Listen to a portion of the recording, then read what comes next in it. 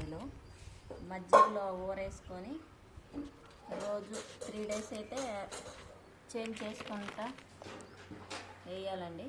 ఊర మిరపకాయలు చాలా టేస్ట్ ఉంటాయి, పప్పులోకి సాంబార్లోకి చాలా బాగుంటాయి.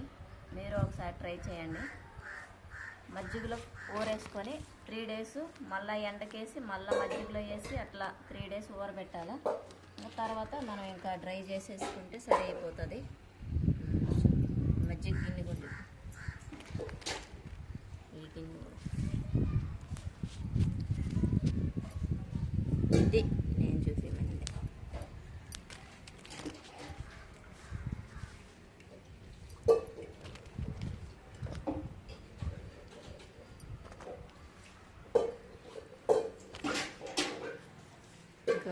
ఓకేనండి, ఇంకా మనం ఊర మిరపకాయలు అయితే వేసేసుకున్నాము, పక్కన అయితే పెట్టేసుకున్నాం. ఓకేనండి, బాయ్.